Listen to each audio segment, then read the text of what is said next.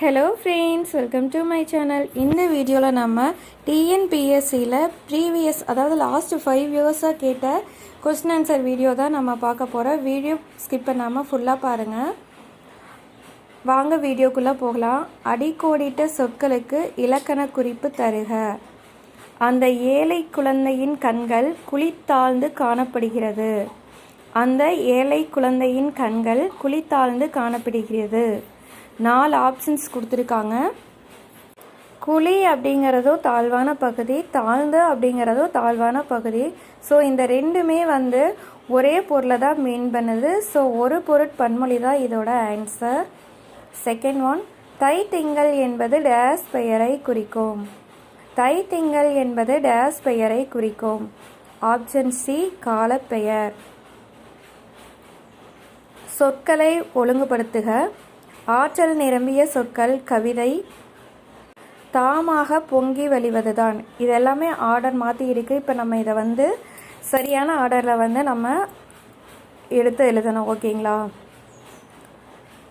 ஆற்றல் நிரம்பிய சொற்கள் கவிதை, தாமாக பொங்கி வழிவதுதான் அப்படின்னு கொடுத்துருக்காங்க. இதோட சரியான ஆன்சர் டி. ஆற்றல் நிரம்பிய சொற்கள் தாமாக பொங்கி வழிவதுதான் கவிதை.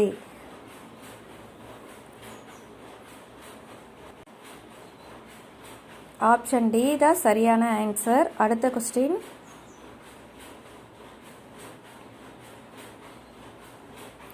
சொற்களை ஒழுங்குபடுத்துக. வியநகர் குறைபடா கொல கூலுடை கொலக் அப்படின்னு கொடுத்துருக்காங்க. இதுவும் ப்ரீவியஸ் கொஸ்டின் மாதிரியாக தான் நம்ம சொற்களை ஒழுங்குபடுத்தி எழுதணும். ஓகேங்களா? இதோட ஆன்சர் ஆப்ஷன் டி. கொல கொல குறைபடா கூலுடை வியநகர். 5வது கொஸ்டின், கீழ்காணும் சொற்களை அகர வரிசைப்படுத்துக. சுற்றம், சீர்தூக்கு, சிந்தனை, சாட்டை, சங்கு அப்படின்னு கொடுத்துருக்காங்க.